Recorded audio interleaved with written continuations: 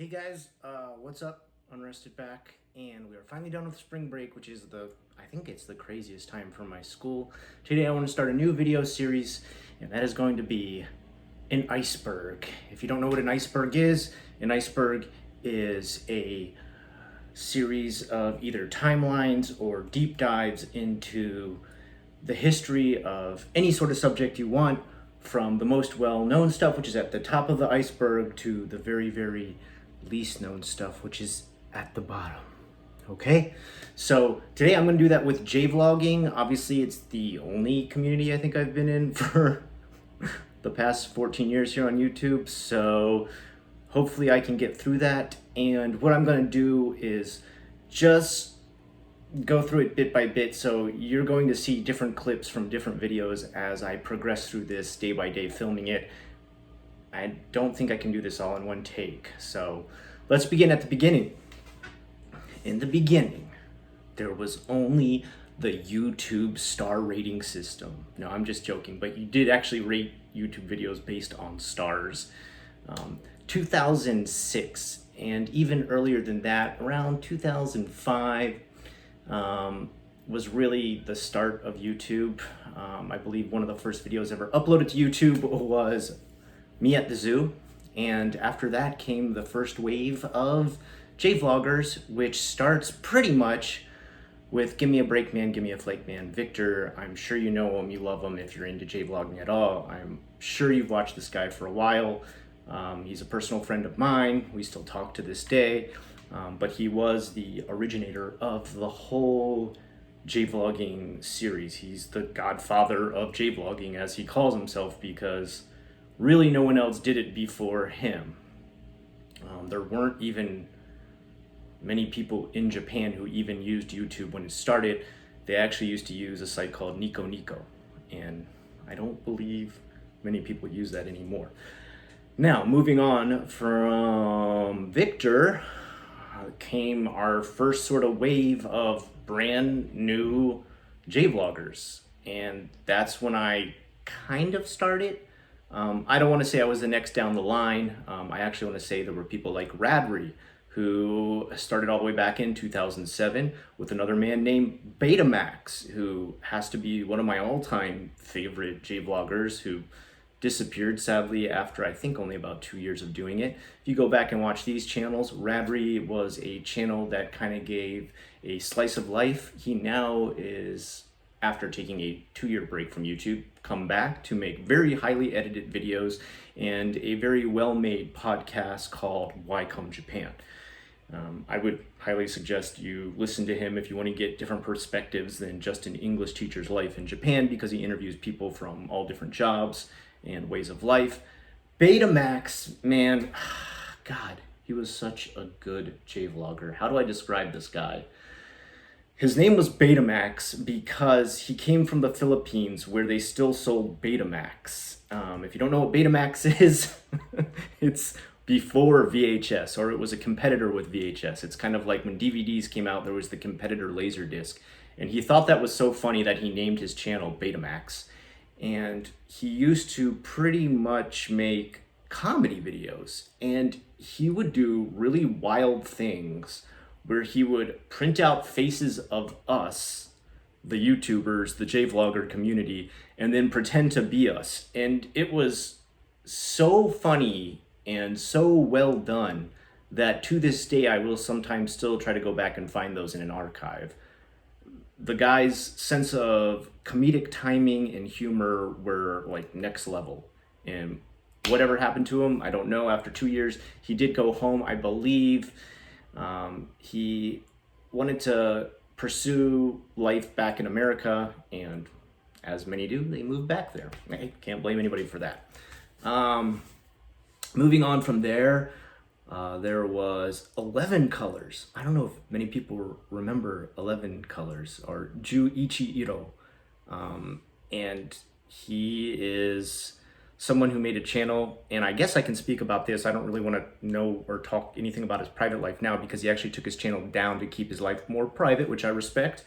During the time I remember that he was on YouTube, He worked in IT, if I remember correctly. I believe all his videos are down now. I haven't been able to find them for a while. He is completely fluent in Japanese to an almost level above most people due to him even being able to do tech level Japanese and stuff like that. There were a few times where I myself tried to speak Japanese on my channel, and 11 Colors was, if I were going to be corrected by anyone, it would be him. He was like, yeah, you're not pronouncing this correct, or you're using the wrong word. And he would always do it in a very respectful and kind way. He'd be like, this is how. And seeing as he had mastered the language far more than a lot of us at that time, it was more so accepted graciously than anybody being like, well, you gotta pick apart my video. It was a very free and open time of critiques and conversation and communication and dialogue between every Jvlogger possible, and the community was really tight. Now, I'm gonna start with the next one to get into my own story of starting, because we kind of started almost exactly around the same time, and that was Busan Kevin. He was the next on the iceberg. Now, Busan Kevin is named as such because he actually started first filming in Busan, which is Korea, if you don't know. And that's where he got that name, Busan Kevin, of course, his name being Kevin too. And he and I actually worked together at the same school and never ever told each other that we were making YouTube videos. He was making his own that were just kind of like a day-by-day slice of life of looking around Japan. He'd usually go on runs, film things here and there as he ran, and look into buildings and check out things he didn't completely understand yet and try to explain them or learn more about them. He is a man with seemingly an endless amount of energy, although he did eventually leave YouTube to start Just Japan podcast. Now, recently, he hasn't been able to do that, and I think that was mostly just due to COVID. That's not him giving up on his podcast or anything like that. I don't know what his future plans are for that, but I know the complications of COVID made his life very difficult. I don't want to go into great details because I don't know how much he wants me to go into. Nothing he did wrong at all. I mean, it was literally a series of unfortunate events of coming to Japan, being stuck in Japan, not being able to leave Japan, and then get back to his job that he now works in China at, and figuring out if he wants to go back to Canada instead. It was, oh man, what a mess for him. But he started out and he was making videos just as I was making videos. We never told each other we were making videos, and we didn't find out until he found my videos and messaged me and said, hey, you work at the same school as I do. Why didn't you tell me you made videos? And I was like, I didn't know you made videos. We didn't know each other made videos. We had never found each other's channel until he did. And it was because he was trying to organize the first meetup of Osaka YouTubers. And that's really where I got my first introduction face-to-face. And I met many great people, some who have since moved away from Osaka, so I may forget a few, and I apologize. I'm not trying to forget you. We drank a lot on those first meetups. This was before I had kids or anything like that. And I think I had just started dating my wife. And so I was, I still had a bit of a party mode in me. I was only 27 years old. Give me a break, okay? So I remember I met Molly on there, who started back in the day. Molly films with his wife and his dog, and he does a little bit of comedy skits. He does stuff on guitar, very talented man on guitar, and a little more of the slice of life from Japan. He also started way back in the day, I think, almost 7 years ago now, I want to say. We're still going back to 10 years though, and that's where I started too. I started about, I should say 14 years ago, if we're going back to the very, very, very, very, very first videos, which the only reason I don't say I started exactly 14 years ago is because my personal first videos were not Jvlogs.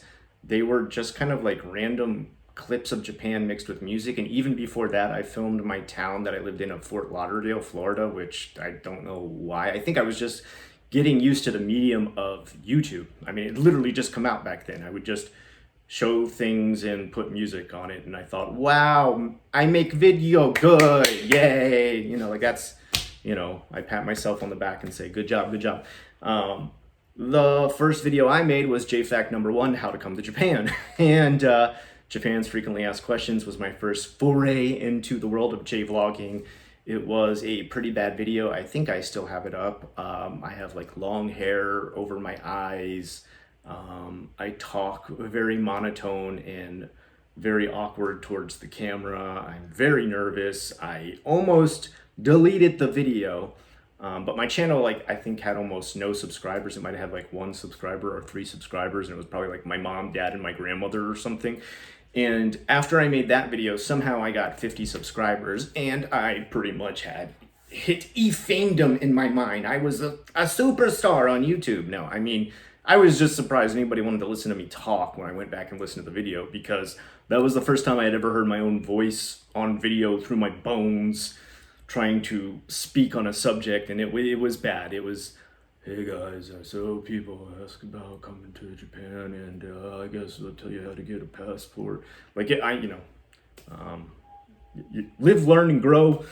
There weren't people I could even set my channel up after. Like, I couldn't watch somebody and be like, oh, this is how you talk on YouTube to be really clear and productive with your efficient relay of information. So anyway, moving on from there. That's kind of the point where I guess I'd say Victor, Busan, Kevin were the first 2 to contact me, and we kind of broke open into a much wider Jvlog community. So that's like the first layer done. Let's cut it off right there and move on to the next. Now, this is when Jvlogs actually started to get into some production quality, where we started to do things like, ooh, editing, crazy, I know, right? This is where you started to get into Tikio Sam coming along with some of his videos, and the production quality started to get even better.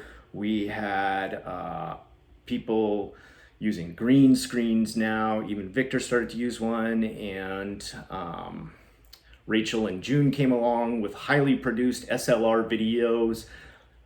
Let's see, who else we got jumping on? Kelly joined as well. We got Mira, and I'm trying to remember everybody who jumped on at about that point, like where I started to see a lot of people. Strawberry Mochi, Milk Jam Juice. Am I forgetting anybody here? I'm sure I am. There are so many. And a lot of these faded in and out, and this was mostly because I noticed a lot of college kids during this time started to make their own videos. I personally think a lot of the college kids were a lot better than us, because they had kind of grown up with multimedia, with the internet, and they already kind of had like a lock into using digital cameras and editing footage and better production quality. We kind of had to take cues from them to improve our own videos and move along. Now, by this time, a lot of us had gotten pretty comfortable talking to the camera, and we also started to get our first wave of subscribers. It mostly goes out to Victor, who shouted out a lot of our channels, and he was, being the OG of the whole Jvlog community, got into contact with so many other people. You guys probably don't realize this, but Victor used to actually even connect to people like SXE Phil, who is now Philip DeFranco's show. He used to connect to The Amazing Atheist. Like, they used to have conversations, reply videos back and forth. So that's how his channel was actually blowing up quite big, was he was actually spreading out beyond just Jvlogging. And he also had, I think at that point, like 5 different channels. It was like Learning Japanese with Victor. He didn't have the ASMR channel yet, but he had Give Me a Break and Give Me a Flake Man. And I think he had one based on his dog called Maggie Teaches English. I don't remember the channel name exactly, but he was spreading quite wide. And when he spread and shouted us out, that actually gave us our first wave of subscribers. I think I got up to 1,000 subscribers at that point. I was like, whoa, it's crazy. And moving on from there, we had that next wave, as I said, of the college YouTubers. And the good thing about this was it really brought a new wave of creativity, kids who had grown up with the medium of YouTube, who knew how to use it, edit, green screen, add all kinds of titles, sound effects, music, all kinds of stuff that made the videos real great. But what kind of sucked is we realized there would constantly be sort of a transient group within our group.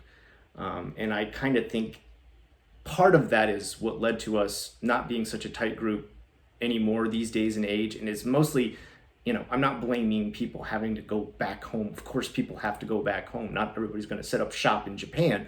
But when you have YouTubers who visit for 3 months, 6 months, or 1 year, and then return home in a group making videos that are part of a community of a bigger group, that group is going to constantly be shuffled in and out. And that's why I'm probably not even remembering a lot of the names that I should. Again, I am sorry. I am not trying to leave you out of this video. There's so many to think about. Even now, I know I'm forgetting quite a few. Charla was another one that came along, and now she's blown up huge. I think her channel's massive, along with Rachel and June. Those are the ones that grew to be like, I think, 1 million+ subscribers. Kanada Jin blew up, Mira, as you know her. A lot of those channels blew up in general. And like, I'm not trying to harp on anybody for this, but girls' channels, or channels led by women, or channels led by female hosts tend to blow up much better. I think in general, it's an easier viewer experience. Things that are aesthetic are more pleasingly sought out by women in general. Sometimes guys tend to get into a lot of technical nitty-gritty stuff. Of course, this is not true for everyone on both sides of both genders, but I can definitely see more of the appeal worldwide and within Japan as well, because there was a lot of Japanese who much preferred to listen to a woman talk about Japan than a nasty, ugly gaijin dude like myself, some Oji-chan gaijin man who's smelly and stinky white-skinned devil. Did I go too far? Did I push it? Anyway. So from there we moved on to, I guess, the end of another iceberg, the college era, I want to call it. The comers and the goers. Ooh, that doesn't sound good, does it? Yeah, sure, we'll leave that in there. That's great. And then the next layer is where things get kind of up in the air. I feel like this is where the Jvlog community kind of started to break apart a little bit. And, part of this, I blame a little bit of everybody. I think it's kind of all of our faults, including myself.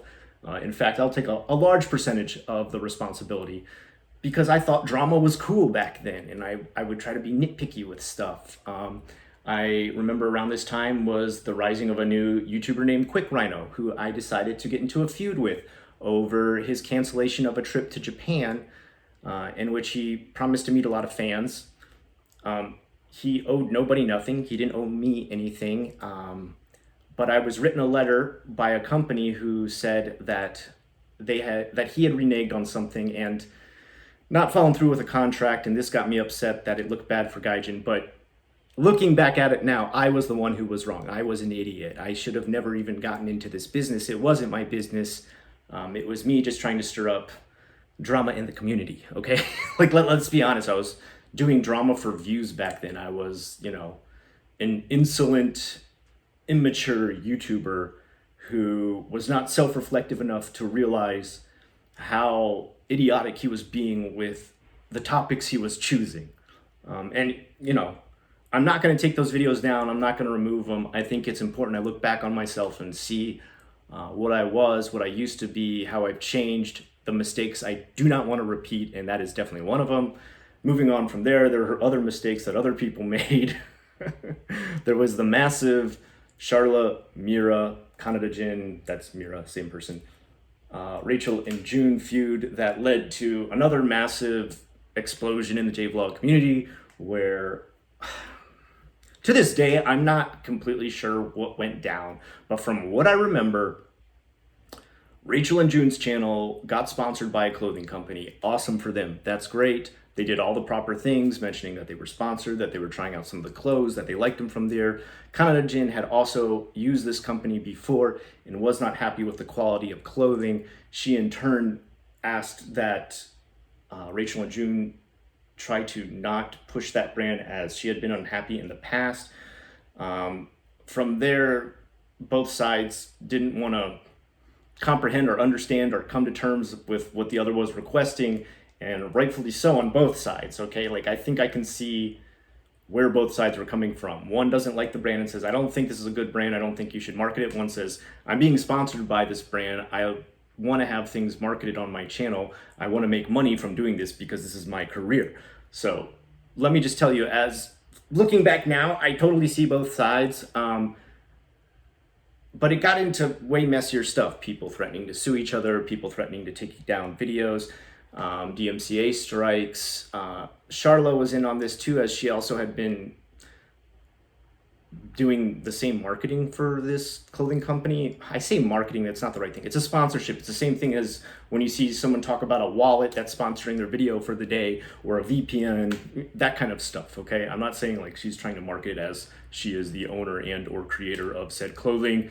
It's a video sponsorship. Everybody does it. Those days, though, it was very rare. It was super rare. And I think this is why it was able to become such a big deal and such a big fight, because it was so unheard of for people to be sponsored by a company and talk about it on their channel, whereas now everybody does it because YouTube's whole payment scheme is screwed.